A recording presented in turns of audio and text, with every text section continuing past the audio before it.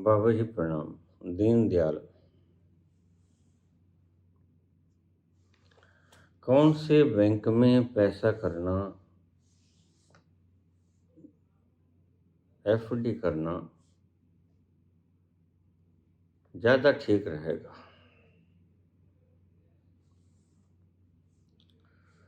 देखिए पुत्र, वक्त हो रहा है।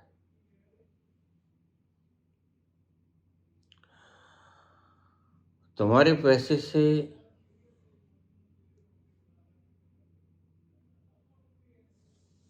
लोग ऐयाशी कर रहे हैं।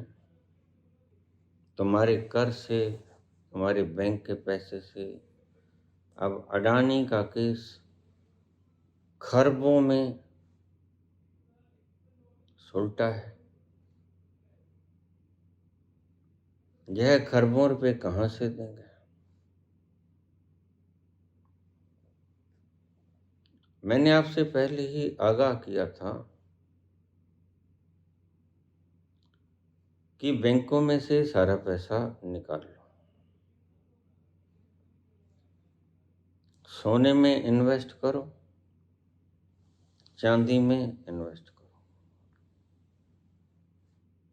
किसी भी बैंक में पैसा जमा ना कराओ।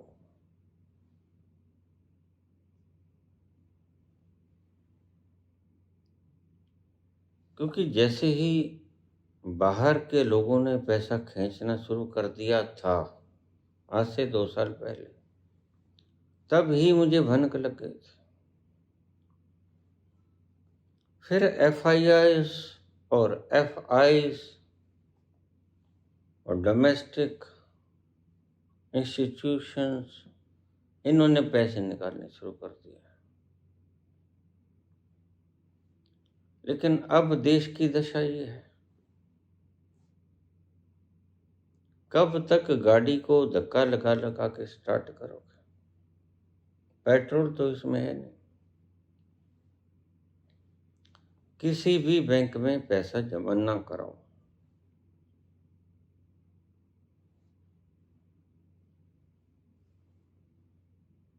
सोना लो, चांदी लो, घर का सामान खरीदो, पीतल खरीदो, तांबा खरीदो, लोहा खरीदो, मेटल खरीदो। अब कल ही मुझे कोई बोल रहा था, ये पता नहीं खरीदे गए दलाल हैं या इनकी खुद की दिमाग की उपज है।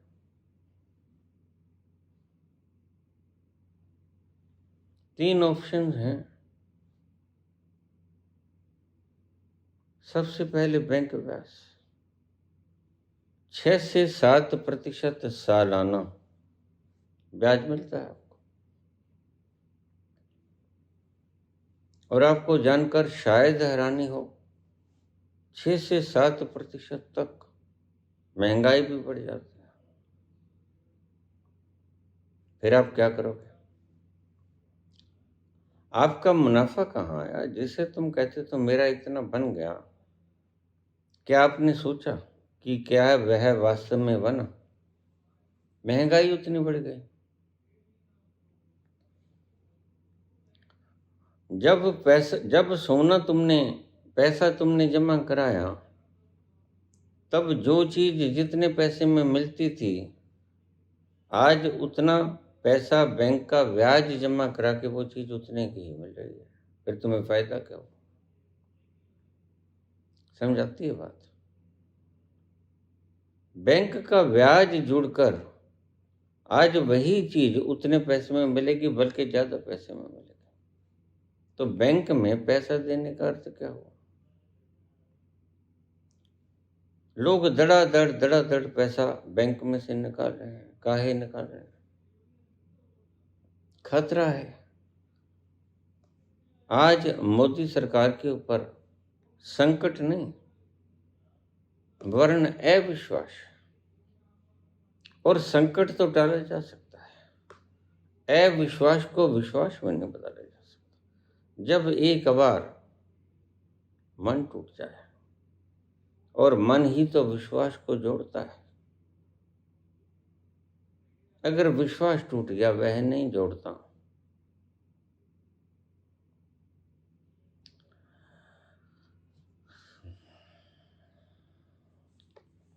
इसी विश्वास के सहारे पर सारा संसार चलता है। हम पुत्र बेटियों को बेगाना कर देते हैं विश्वास के ऊपर। रही मन धागा प्रेम का, मत तोड़ो चटकाए। टूटे ते पीछे ना ही मिले, मिले गांठ पड़ जाए। विश्वास टूट गया। आज मोदी सरकार, आपसे विश्वास टूट गया। सही बात तो यह है। प्रत्येक व्यक्ति निराश है, हत उत्साहित है, और तुम अभी 20 साल और राज करना चाहते हो। करने के योग्य होते, ईमानदार होते तो कोई तुम्हें कुछ नहीं कहता। ये पहले FII का भाग जाना पैसे लेके, और पुनः ना आना, फिर FIRs का भाग जाना, फिर डोमेस्टिक का भाग जाना। अब तुमने किसी तरह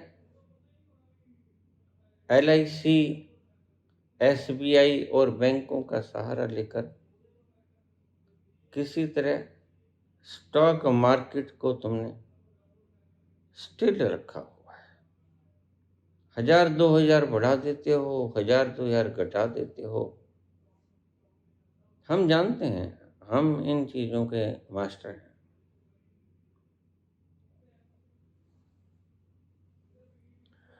हम चोट खाए हुए खिलाड़ी हैं।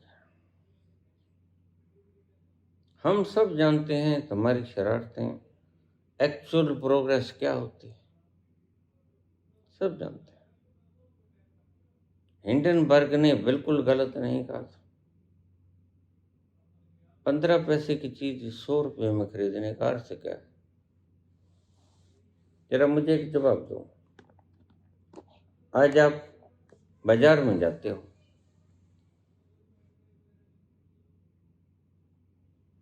प्याज का भाव 15 रुपये है, फर्ज करो,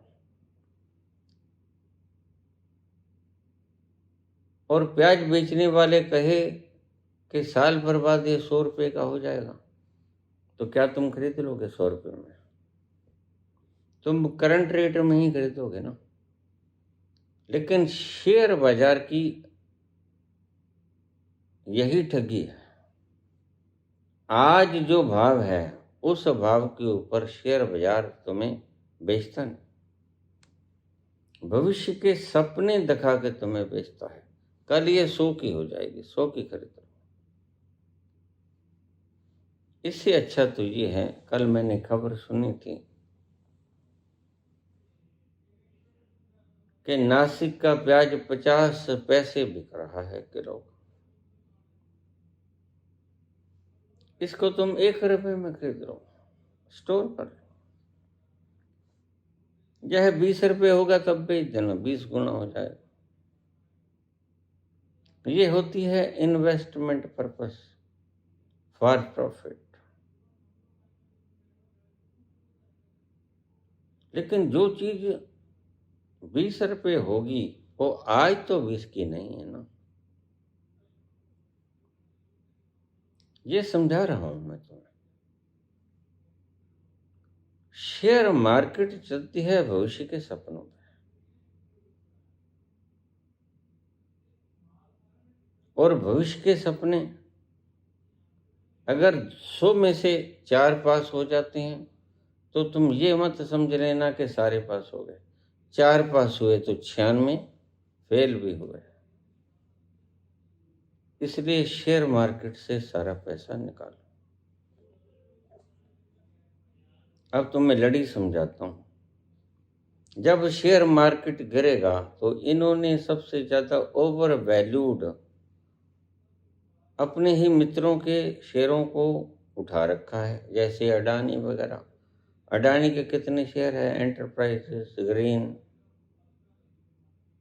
इन सारे शेयरों के दाम वो नहीं हैं जो एक्चुअल आज हैं, ऑथेंटिक हैं। आज वो नहीं है। कोई 20 गुना है, कोई 15 गुना है। और बस शेयर बाजार मोदी के सपनों की तरह है। आज सुन लो, फिर सुन लो, इसमें तुम्हें कुछ निकालने को कुछ नहीं है। आखिर में जब तुम जाओगे, हाथ और जोड़ी झाड़ के जाओगे। ये बड़े मगरमच्छों की खेल है, तुम्हारी खेल नहीं। बैंक ब्याज सेफ है, लेकिन सेफ तब होता अगर हिंदुस्तान में ऐसे दरिंदे पैदा ना होते। सरकार लोन देती है अपनों की, और वो लेके भाग जाते हैं। कितने लोग भाग गए, कितने लोग भाग गए।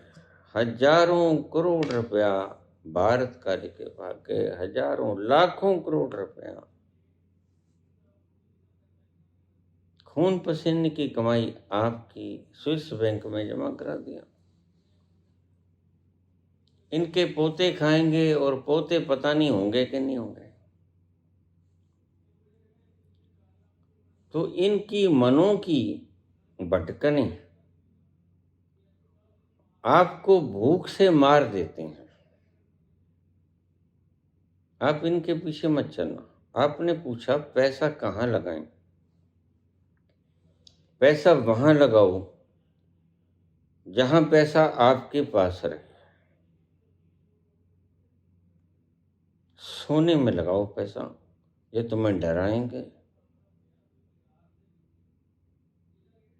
अगर सोने ने बढ़ना नहीं था तो फिर मोदी जी क्यों कहते हैं कि सोना ना खरीदो?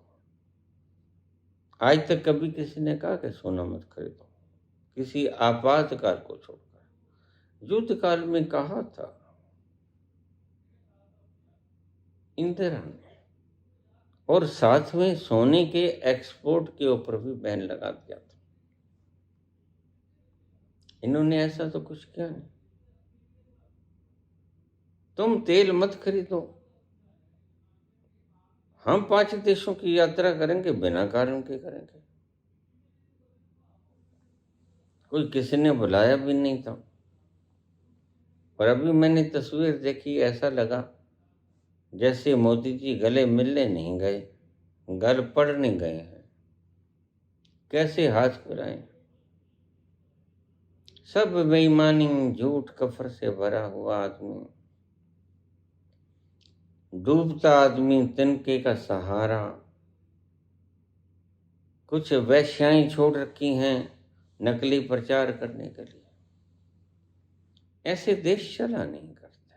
देश है, एक परिवार नहीं चला सकते तुम झूठ बोल के। और फिर वह व्यक्ति जो घर का सोना, अपनी माता पिता का सोना लेके भाग गया हो, और उस दुखद परिस्थिति में घाटा ना झेल सकने के कारण पिताजी की मृत्यु हो गई। उसकी जुबान पे एतबार करोगे, उसके कृत्यों पे एतबार करोगे? जुबान दी थी 7 फेरे लेकर यशोदा बेन को, सारी उम्र का 7 जन्म निभाऊंगा। कहाँ निभे? मर्द तो होता है, स्त्री को त्यागता ना। फिर चाहे तुम प्रधानमंत्री बनो, राष्ट्रपति बनो, चाहे दूसरे देश के प्रधानमंत्री बन जाओ, अमेरिका के बन जाओ, लेकिन स्त्री को तो साथ रखो ना। ये क्या सबक सिखाया तुमने? और या फिर साथ नहीं रखना तो शादी मत कराते। अब मैंने शादी नहीं कराना था, सारे रिश्तेदारों ने, सारे शहर के मौजूद बंदों ने कहा आप शादी करा लो, क्योंकि मेरे बड़े भाई की मृत्यु हो गई। मैंने कहा देखो, जब तक मेरा फंक्शन पूरा नहीं होता तब तक तो मैं कराऊंगा नहीं। फंक्शन पूरा होते ही मैं शादी करवा लूंगा। इतने यह यहाँ बैठे, इसका खाना पीना पहनना सब खर्चा मैं दूंगा। लेकिन अगर ये कहे कि मैं शादी करवा लूंगा, यह असंभव है। स्पष्ट कह देना चाहिए, आदमी को गुमराह नहीं करना चाहिए। तो आपने पूछा कहाँ कराएं, कौन से बैंक में कराएं? किसी भी बैंक में एफडी मत करो। किसी भी बैंक में अगर आपका सेविंग के अंदर भी पैसा पड़ा है तो निकलवा लो, क्योंकि यह जो खरबों रुपए का अब माफी दिला के लाए हैं अडानी को, यह सब आपके पैसे से भरपाई होगी। और आपके पैसे आपने रखे हैं बैंक में, आपकी कॉपी में तो जमा रहेंगे, लेकिन बैंक से गायब हो जाएंगे। क्यों? क्योंकि वो अमेरिका को देने हैं। मित्र को बरी भी तो कराना है ना। मित्र नहीं, असल में ये खुद ही थे। खुद के ऊपर आती है जब, तो ही व्यक्ति भागता है। तो जब शेयर मार्केट गिरेगी तो तुम देखना कि दो इदारे विशेष थे, अभी तो दो हैं, बाद में बाकी बैंकों को भी साथ ले लेंगे। ये कोई कानून बना के, इनका क्या है। मेजोरिटी होगी तो ठीक है, नहीं 150 लोगों को बाहर निकाल देंगे, जितने होंगे उनकी मेजोरिटी हो ही जाएगी। 100 तरीके होते हैं बेईमान व्यक्ति के लिए। ईमानदार व्यक्ति के लिए एक ही तरीका होता है, और वो होता है नियम, कायदा, कानून, संविधान।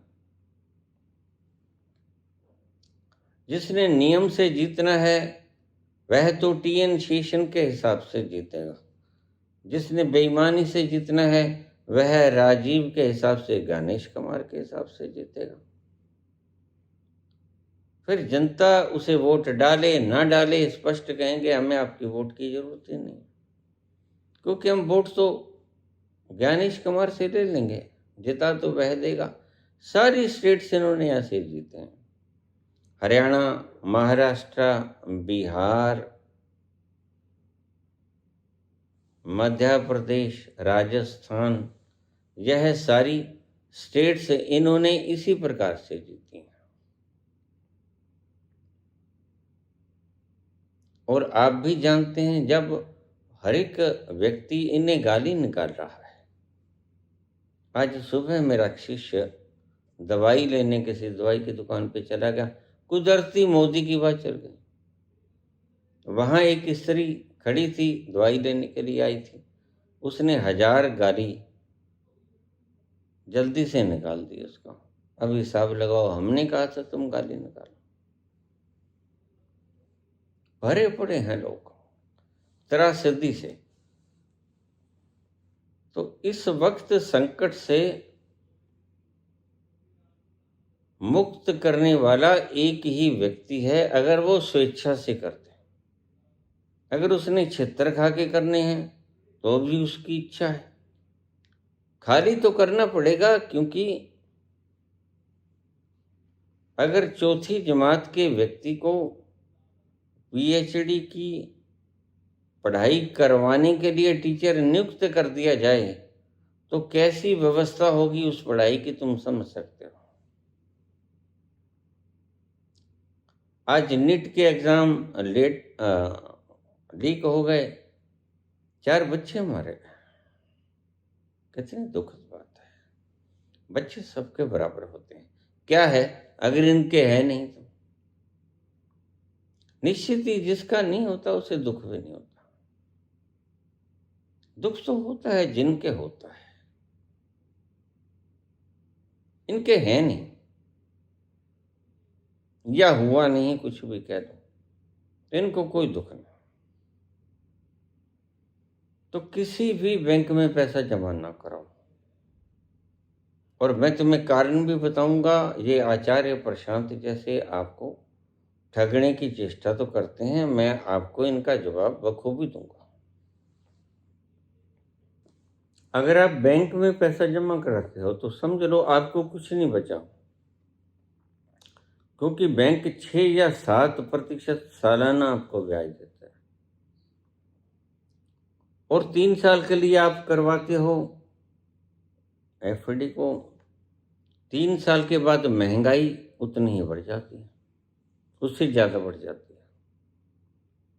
फिर आपके पैसे बढ़ने का ब्याज का फायदा क्या हुआ? जब जो चीज तुम आज उतने पैसे में खरीद सकते हो, ब्याज लगने के बाद 3 साल में तुम वह चीज उतने पैसे में नहीं खरीद सकोगे, तुम्हें पास से कुछ पाना पड़ेगा। फिर तुम नफे में रहे कि नुकसान में रहे। ऐसे सोचा करो चीजों को, तो समझ जल्दी आ जाएगी तुम्हें। तुम सोचते हो मोदी हिसाब से, आज एक चीज 1 रुपए की है, भविष्य में क्योंकि इनकी कल्पना ग्रंथि बड़ी डाल दी, भविष्य में ये 20 की हो जाएगी, तो तुम कहोगे आज ही 20 की हो गई। आज 20 की कैसे हो गई?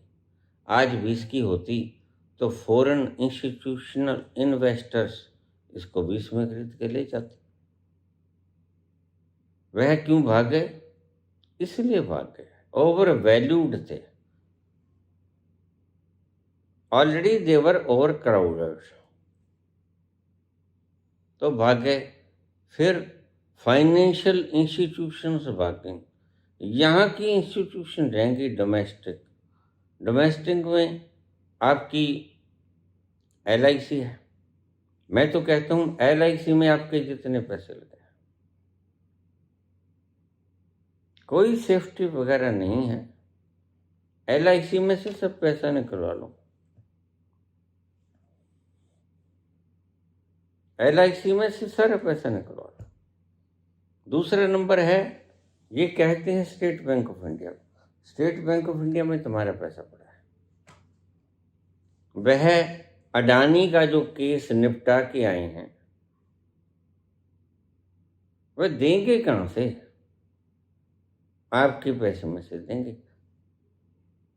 कुछ शेयर मार्केट में निकालेंगे, कुछ स्टेट बैंक में निकालेंगे, कुछ LIC में निकालेंगे, और कुछ जनता के ऊपर टैक्स बढ़ाएंगे, कुछ महंगाई कर देंगे, ले दे के अडानी को मुक्त करा देंगे। बात तो अडानी को मुक्त कराना है, आपकी समस्याओं का हल करना नहीं।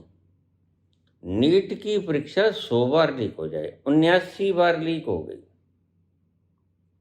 मोदी जी के आने के बाद। नीट की परीक्षा और परीक्षाएं 79 बार लीक हो गई, इन्होंने कोई कदम नहीं उठाया। कदम उठाने का मन हो तो उठाएं। जब आए तो हैं हम इलेक्शन जीतने के लिए, और ये कहने के लिए कि हमको तो जनता ने चुना है। तो अब इनका इलाज क्या है? इनके शब्दों का इलाज है सत्य। सत्य में तुम दिखाओ कि हम तुम्हें वोट नहीं डालते। और पता कैसे चलेगा? पता चलेगा तुम सीधे ज्ञानेश कुमार के पास जाओ और CBI के पास जाओ कि देखो हमारे सामने आपका तो जीवन बच गया, आपके बच्चों का जीवन बन गया, अब हमारी जिंदगी को रोलने का कोशिश मत करो। आइदर रिजाइन और सॉल्व द मैटर। ये फालतू की अकवास बकवास कि ये सब काकरोच हैं, ये ऐसा है वैसे हैं, ये चीज़ें हमने देखी हैं, ये बहानेबाजी है। आप कृपा करके, अगर आपसे न्याय नहीं हो रहा तो आप रिजाइन कर दो, अगले को देखेंगे। और सरकार जी, अगर आपसे नहीं महंगाई घटती, नहीं रोजगार दिया जाता, नहीं बाकी की चीज़ें अच्छे दिन नहीं आते, नहीं कत्ल गारत को आप रोक सकते, तो आप कृपा करके रिजाइन कर दीजिए कि हमसे नहीं समझता। अगर ईमानदार हो तो, लेकिन हो तो बेईमान, इसलिए तो छोड़ते हैं। तुम्हारे पास जो कुछ था वो तुमने अमेरिका को बेच दिया, अब तुम्हारे पास क्या है? कुछ भी नहीं। तो LIC में, बैंक में, स्टेट बैंक में जब आपका मार्केट गिरेगा तो LIC और स्टेट बैंक पैसा लेकर यह खरीदेगी शेयर, और शेयर दिखता है। आपका पैसा पड़ा है वो किसी को दिखता नहीं, इसलिए आप स्टेट बैंक में और LIC में से पैसे निकलवा लो, क्योंकि यही दो इदारे हैं जब शेयर मार्केट गिरती है तो ये पैसा इन्वेस्ट करते हैं,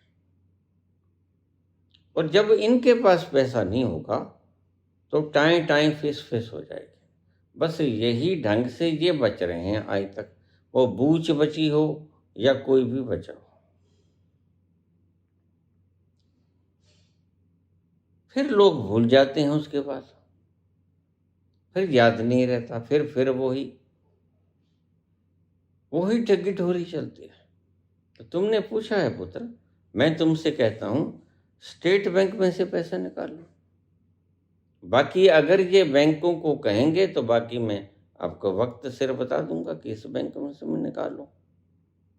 आज मेरा बेटा कहता 10,000 रुपये कहते हैं हम तो निकालेंगे। अरे भाई, जब बाहर से पैसा आता है डॉलर के रूप में, पक्का पैसा है, तो तुम पैसा क्यों नहीं देते? नहीं कहते 10,000 से ज़्यादा नहीं देंगे हम। क्यों नहीं दोगे?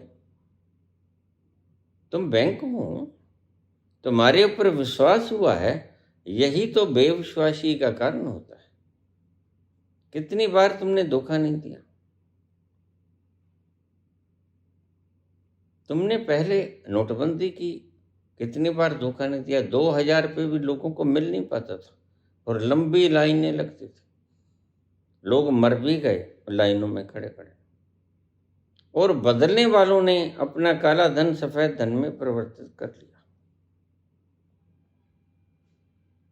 फिर GST लेके आए, छोटे दुकानदारों को मुसीबत खड़ी हो गई, वो क्या करें? उनकी समझ में नहीं आया, नई नई चीजें जो पेश कर जाते हैं, और वो बनाने वाला तो चला गया, वो तो मर गया। निश्चित ही उसके दिमाग पे बोझ रहा होगा कि मैं क्या करके चला, इसलिए वो चला गया। और ये जो बचे हैं 1.5 लोग, यह तो नहीं जा सकते, जाना नहीं चाहते। तो अब मैं तुमसे कहूँगा, मुझसे क्या पूछते हो? मैं तो कहता हूँ ना तो तुम LIC में कोई पैसा रखो, जो आपने किस्त भरी है उनसे कहो भाई हमारा मोड़ो, क्या मोड़ो, तुम जो मोड़ते हैं ले लो। और जो बैंकों में पड़ा वो तो आप निकाल ही सकते हो, उनसे कहो कैसे नहीं दोगे, हमको जरूरत है, हमको हमारा पैसा हमें ना मोड़ोगे तो फिर फायदा। और उस पैसे से आप सोना ले लो, चांदी ले लो, सिर्फ इन्वेस्टमेंट है। मैंने आपसे पहले भी कहा है, सोना चांदी कभी दगा नहीं देता। अब देखिए, हर महीने चाइना 8 टन सोना ले लेता है, हर महीने, यानी करीब 100 टन सोना हर साल में ले लेता है। हमारी सरकार क्यों रोक रही है?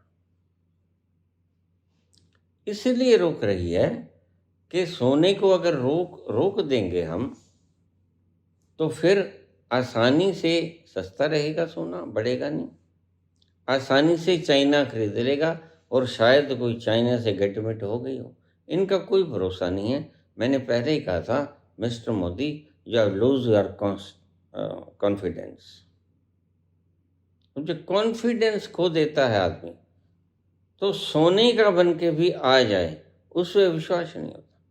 और तुमने 12 वर्षों से झूठ बोल बोल कर हमारे मनों में कॉन्फिडेंस लूज कर दिया है, और ऊपर से काम किया है इस मीडिया ने, जो वैश्याओं का मीडिया है।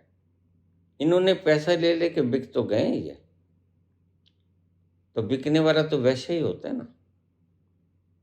तो इन्होंने ऊपर से आग में घी का काम किया, तो हमने समझा शायद ठीक ही बोल रहे हैं। अब आके देखा तो ये ठीक नहीं है, तो जुलूस निकला हुआ है।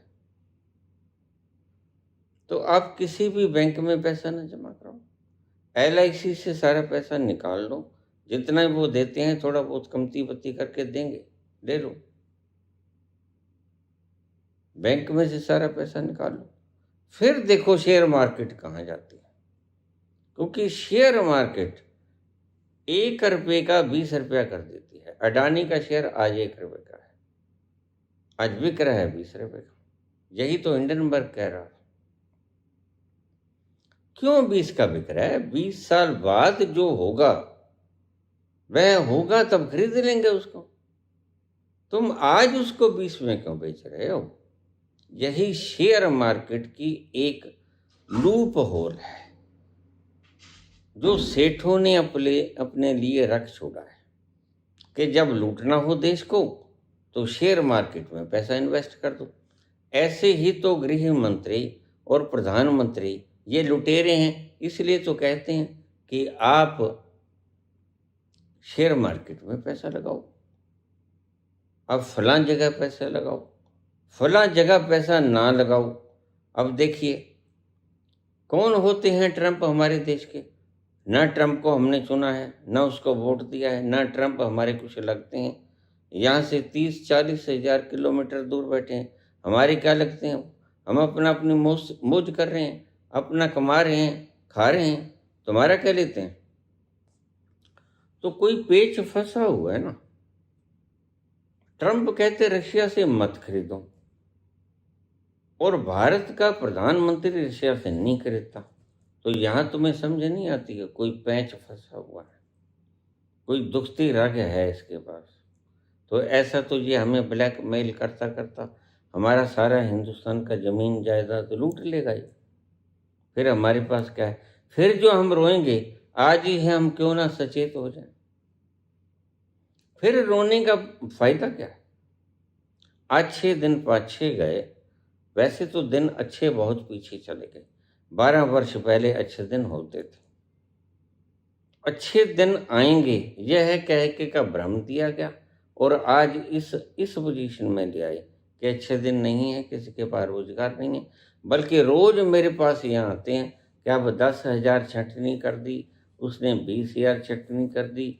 देना तो क्या था? रोजगार छीन रहे हैं। शेयर मार्केट अगर ऊपर जाए, ये ऊपर करने की चेष्टा तो करेंगे, जब ऊपर जाए तो अपना पैसा निकालो।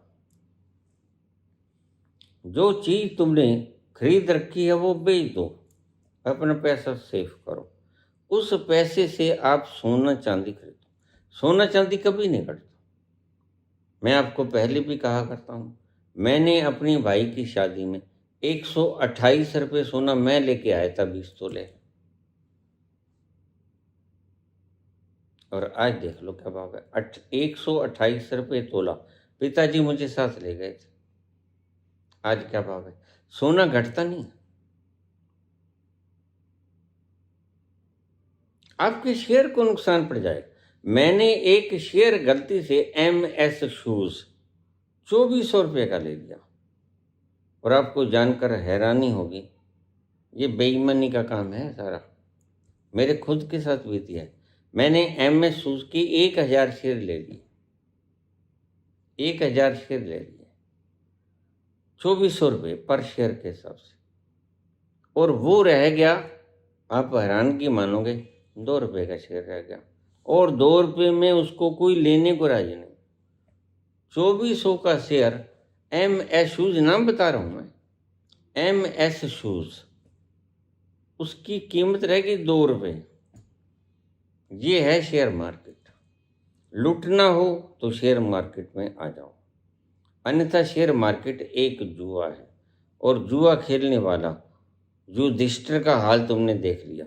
पूरा परिवार वनवास भोगता रहा, आखिर वनवास भोगने के बाद भी हस्तिनापुर के राजाओं ने और महारथियों ने, जानते हुए भी कि हम जिनका संग दे रहे हैं वो पापी हैं, वो दुष्ट हैं, फिर भी उनका साथ दिया। सो ये सारी जो कैबिनेट है लोकसभा की, यह इनका ही साथ देगी। तो उससे अच्छा तुम बच जाओ समय पे आके। ये सारे शेयर ऐसे ही हैं। कुछ शेयर हैं, लेकिन वो शेयर उनका उनका भी कोई पता नहीं। शेयरों में पैसा इन्वेस्ट ही ना करो।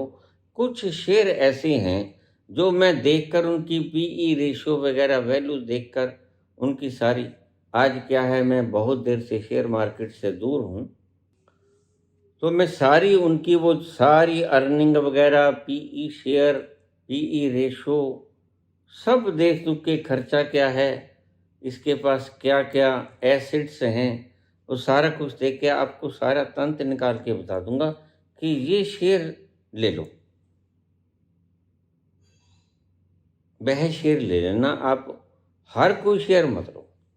किसी ने कह दिया ये अब तो 5 रुपए का शेयर मिलता है, ये 500 हो जाएगा, ये सब खरीदे हुए व्यवसायी हैं। ये खरीद लिए, किसी को कुछ दे दिया, किसी को कुछ दे दिया। जैसे आपने देखा नहीं, एक एक स्त्री होती है, उसके पास पाँव में जूते नहीं होते, वो दौड़ जीत लेती है मैराथन की, और उसके पास गरीब है वो, और वो चैंपियन बन गई, उसको गोल्ड मेडल मिल गया, और वह खरीद ली गई एक एम्बेसडर के रूप में, और जूते की मनाती करने लगी, जबकि उस बेचारी ने जूता कभी डाला नहीं। उसको दिखा दिया गया 5 करोड़ रुपया, जो उसके बाप दादों ने कभी देखा नहीं था। वो ठीक है, मनादी करने लगे। ऐसा होता है।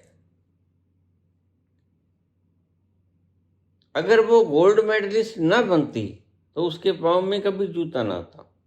आज जितने चाहे जूते खरीद ले, 5 करोड़ रुपया भी मिल गया, और हर महीने का पैसा मिलता है, बल्कि कई बार तो हर रोज का पैसा भी मिलता है, हर ऐड का पैसा भी मिलता है। तरह तरह के हिसाब हैं इनके।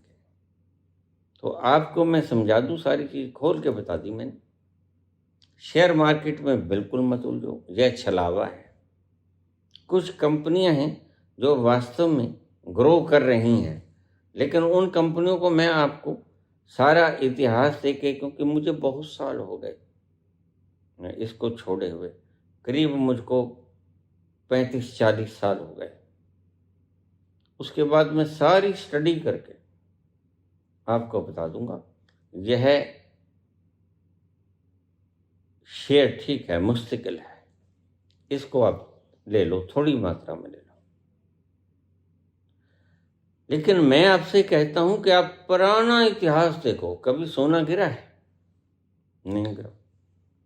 चांदी गिरी है? नहीं गिरी। अगर गिरी है तो फिर उठ गई है।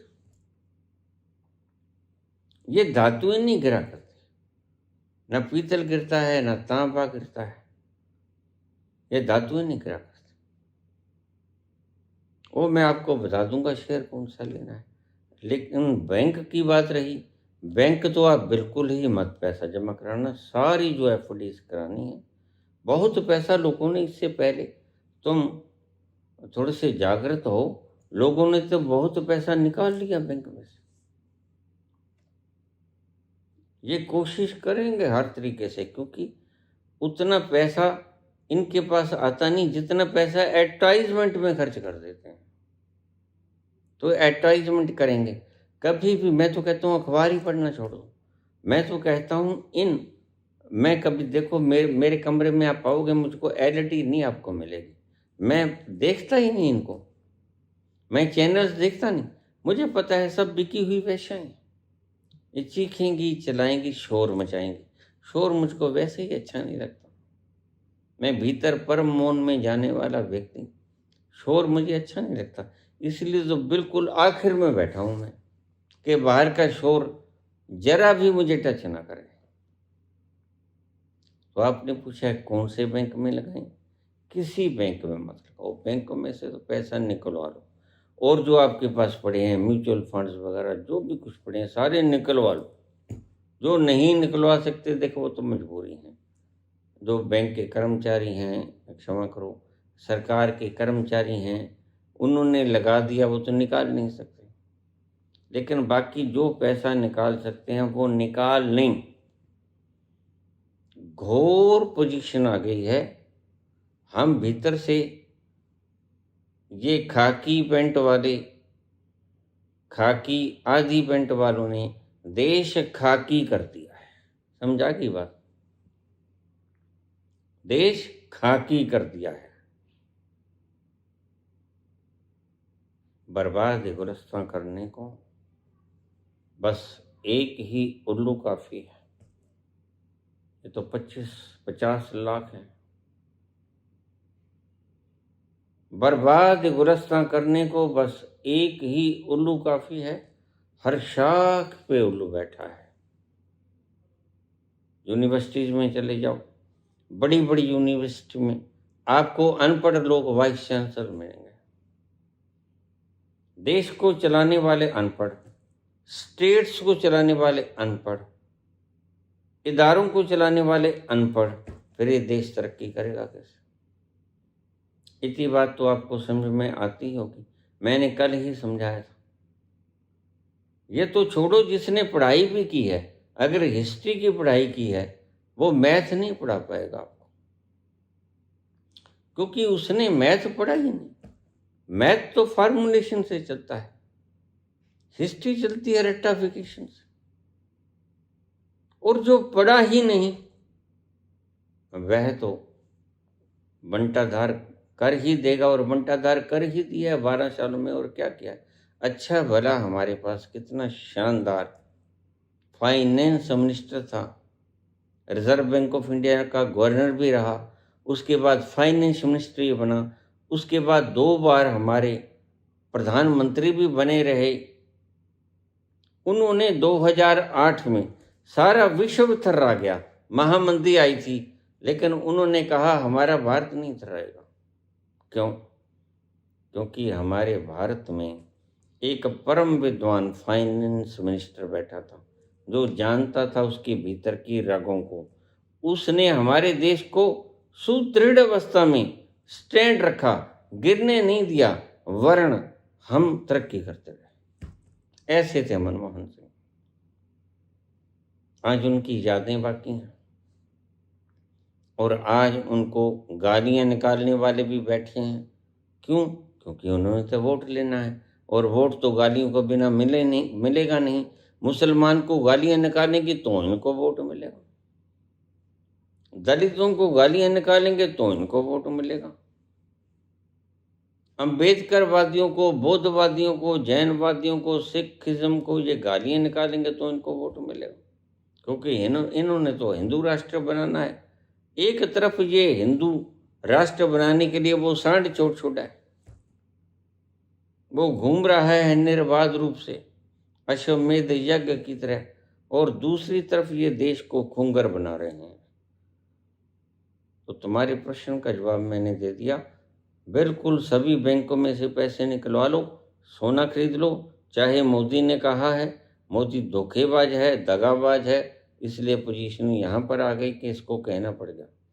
80 करोड़ जनता को 5 किलो अनाज दे रहा है। जरा सोचो, यह सिर्फ विश्वास के ऊपर ही है ना, आपकी अपनी संपदा तो कुछ नहीं। अगर कल को मोदी न रहे, बाई दी किसी का भरोसा है, फिर आप क्या करोगे? क्या करोगे आप?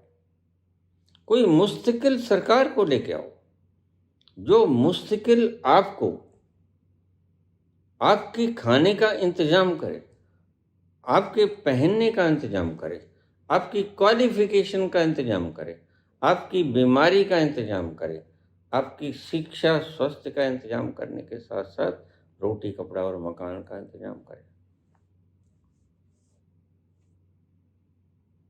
अभी तो तुम एक आदमी की तरफ लगातार देखते हो, और वो नमक भी देता है थोड़ा सा, और कह भी देता है।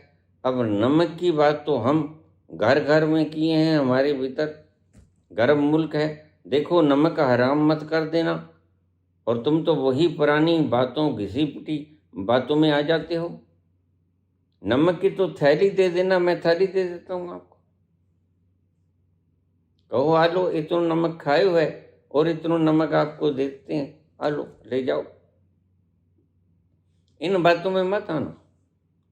यह आपको बिल्कुल मारने पे तुले हुए हैं, जैसे विंस्टन चर्चिल पश्चिमी बंगाल को मारने पे तुल गया था, और उसने मार भी दिए, बड़े लोग भूखे मार दिए।